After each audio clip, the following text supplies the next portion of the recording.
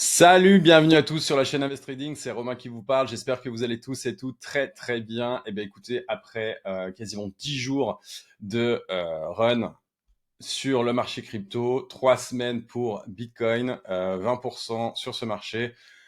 Le principal là, ce que je voulais faire sur cette vidéo, c'est vous montrer si effectivement le bull run était reparti ou pas. On va voir si les points stratégiques ont été passés ou pas en clôture et on va faire un point sur Bitcoin, le marché en global. On va faire un petit tour sur ETH et derrière, on finira par une alt sur lesquelles je vous montrerai où sont les points potentiellement d'achat puisque avec les bots en ce moment, eh bien les mouvements en fait sont à peu près tous pareils. Donc clairement, est-ce qu'il faut être sur 50 cryptos ou 3-4 bien choisis? Eh bien écoutez, on en reparlera juste à la fin de la vidéo. J'espère que vous allez tous bien et que vous profitez de ce mouvement à haussier. Dans tous les cas, pour ceux qui ne me connaissent pas, je m'appelle Romain, vous êtes sur ma chaîne Invest Trading.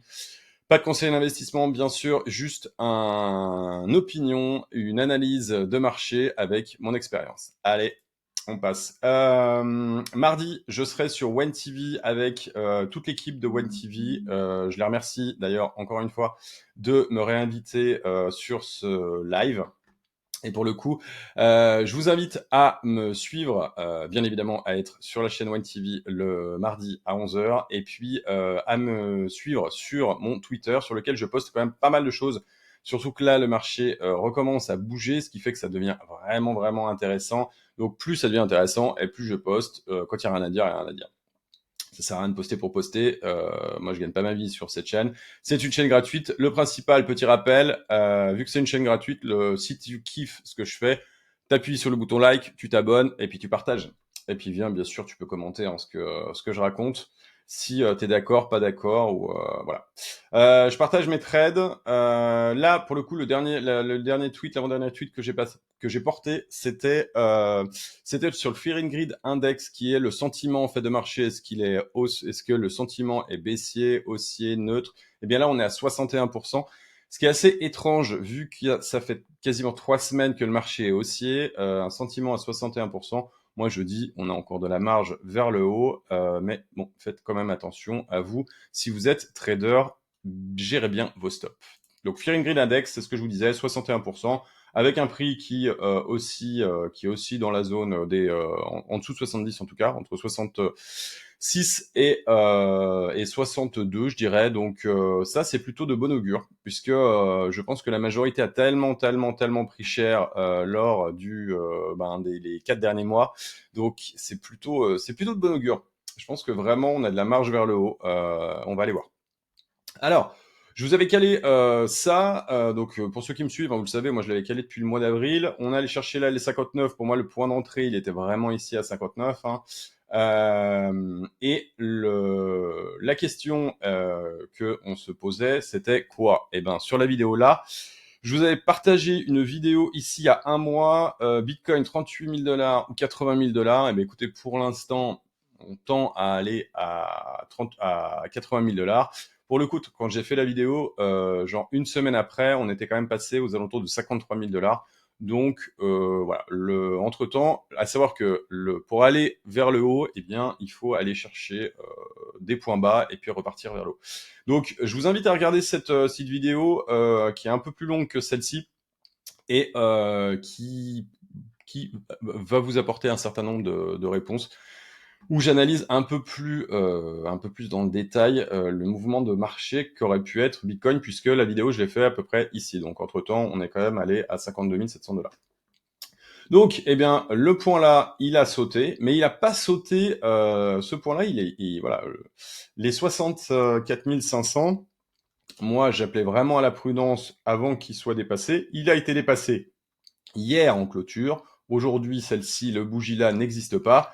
On a quand même mis donc 1, 2, 3, 4, 5, 6, 7, 8 jours, une semaine entière pour arriver à passer cette zone, hein, qui était vraiment la zone, vous voyez, où on l'a travaillé. Là, ça a été point de résistance, support, on la break. Là, on est revenu, on l'a retravaillé sur la résistance. Et là, on a passé une semaine dessous, quoi. Qui a permis, malgré tout, eh bien, à nos chers altcoins, eh bien, de faire le taf, quoi. Donc, on a quand même, on ira voir après, on a quand même des alts qui ont performé et qui ont fait des quasiment x2, x3, entre 40 et 200% pour certaines, quoi. Donc c'est plutôt cool. Voilà, la direction, elle est claire, elle est donnée. Il y a des points de résistance ici. À l'heure où je vous parle, il y a un gros cluster de liquidité aux alentours de 60, un peu au-dessus de 66 700. Donc si on y va, on ira clairement au-dessus. Et puis bien après, on ira dans la zone des 70 000. Mais bon, le fait est que là, on peut rester un petit peu clampé dans cette zone entre 66, je dirais entre 65 et 69 000 pendant encore quelques jours. On verra un petit peu ce week-end ce que ça va donner, mais c'est quand même c'est plutôt de bon augure. J'avais envie de vous partager ça puisque quand le Bitcoin part, eh bien les volumes repartent à la hausse. Et pour l'instant, on voit, voilà, il y a eu un gros pic d'achat à 59 000, mais pour l'instant, voilà, on est vraiment on est sur une hausse qui est plutôt très très bien construite. Elle est vraiment super bien construite, cette hausse. Donc, moi, je suis assez confiant. Je suis assez confiant. Il faudrait qu'on reste là tranquillement et puis qu'on reparte. Voilà. Je veux pas qu'on fasse un espèce de run énorme tout droit en 3 jours. Je pense que ça serait vraiment dommageable pour le prix. Les points de liquidation, donc les points de liquidation, bah voilà, il y a vraiment du monde jusqu'à 67 000, et puis après, bah, on passe tout de suite à 70 000, donc là, il y a un ventre mou, hein, comme dirait l'autre. Ce qui fait que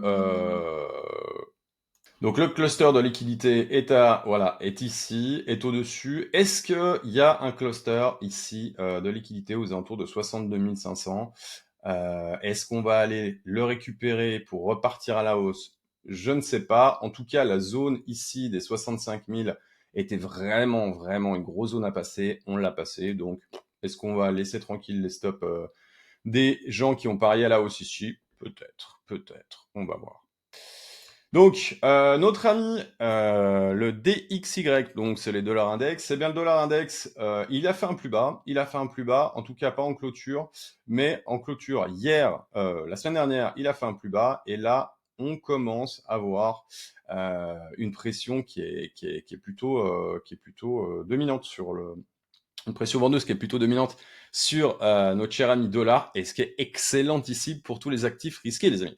Donc on voit que le SP500 fait des plus hauts, tout est dans le vert, donc c'est plutôt une bonne chose. Le Red Scud de notre cher ami Powell de la Fed a fait vraiment du bien. Donc moi j'ai repéré, voilà, il y a un support ici à 0,60. Si on fait un 0,60 là, pour le coup, ça peut être sur Bitcoin, généralement, ça représente à peu près entre 5 et 8% quand même. Hein, donc, plutôt cool.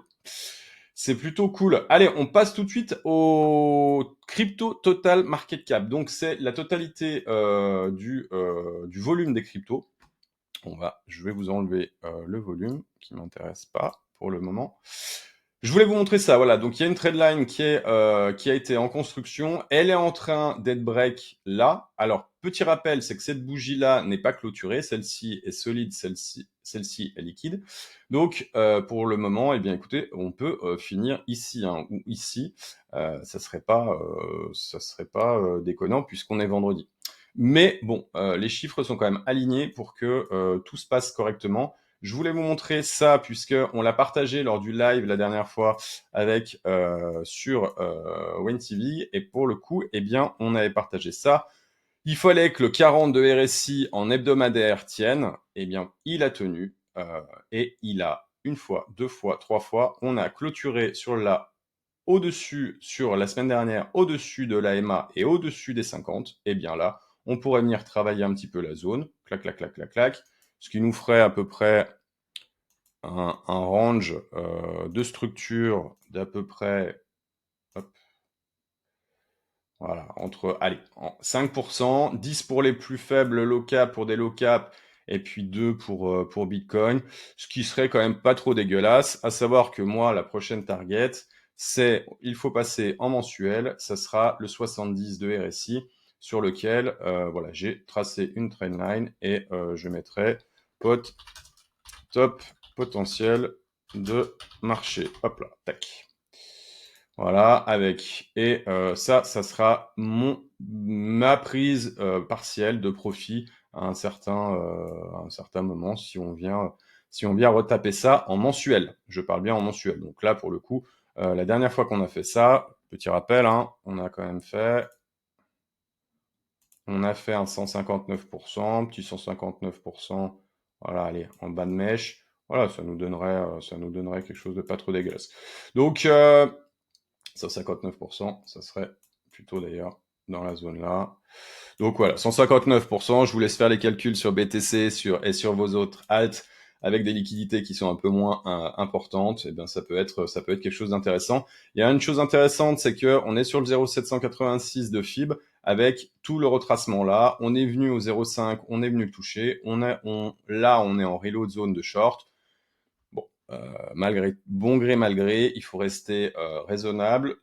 Pour moi, je suis repassé en mode dégène, mais voilà, mes risques sont calculés et comme je l'annonce sur Twitter, comme je l'annonçais sur Twitter hier, tous mes stops à part 3 trades que j'ai pris aujourd'hui sont à break-even, donc sont à mes prix d'entrée. Donc je ne perdrai plus rien aujourd'hui, à part sur mes 3 petits trades que j'ai pris en plus. Donc sur le market cap 3, donc là on enlève Bitcoin et Ethereum. Eh bien, on voit que la trend a été brisée, alors que avec BTC et ETH, eh bien, on voit que pour l'instant, on est un peu à la trend. Et bien, ça, c'est plutôt cool. Hein. Ça, si on clôture là, c'est vraiment, vraiment, vraiment parfait pour un début de saisonnalité sur les alts, sur vos shitcoins, sur les altcoins, sur les mêmes coins, voilà, sur tous les narratifs que vous pouvez avoir. J'ai parlé régulièrement de AAV. Les défis a quand même vraiment le vent en poupe avec des taux qui sont en train de baisser. Les gens investissent et achètent et empruntent sur les marchés. Donc c'est plutôt cool. C'est plutôt cool. Donc Crypto Fear Index, bah écoutez, hein, j'ai envie de vous dire, Crypto Fear Index, on est vraiment voilà sur la semaine, même sur le mois, on est vraiment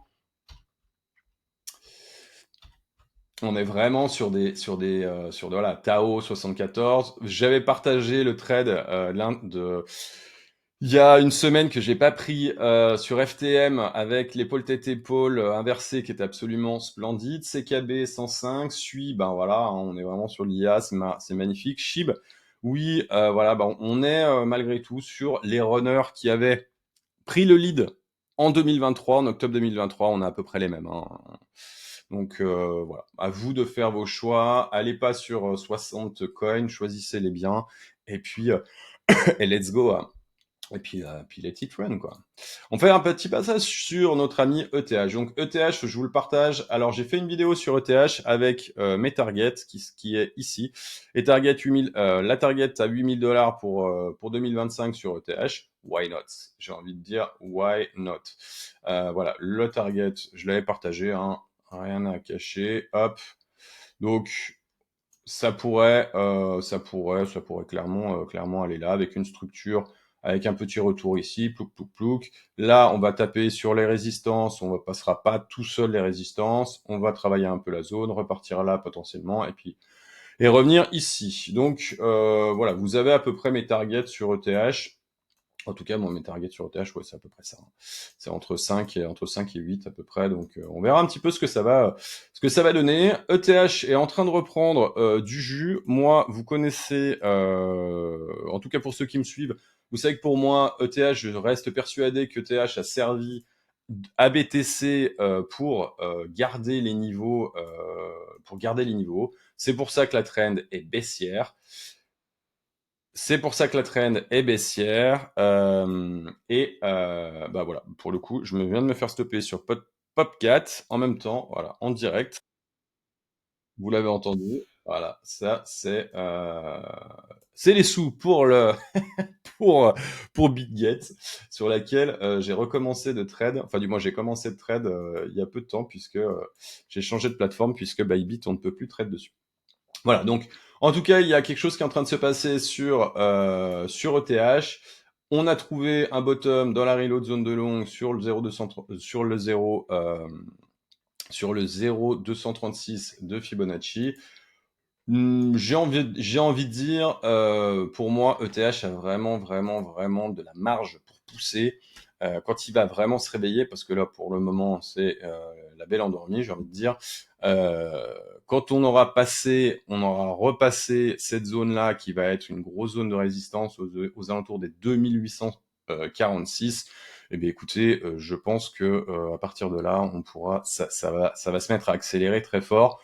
Pour moi, j'ai un ordre encore à 2501 sur un ordre de recap sur mon long que j'ai pris par là. Donc, à voir un petit peu sur Ethereum ce que ça peut donner, mais en tout cas, moi, la zone là est vraiment une belle zone puisque en plus on a un espèce d'épaule T-épaule, alors qui est pas vraiment puisqu'il y a la mèche là, mais si on enlève la mèche et qu'on se met qu'en clôture, on va se mettre, regardez, en ligne. Voilà, on a un épaule, tête, épaule qui viendrait ici à 2501 aux alentours, voilà, plouc, et blim, et on repartirait avec à peu près une target qui serait dans la zone, voilà, dans la zone, la grosse zone de liquidation qu'il y a ici.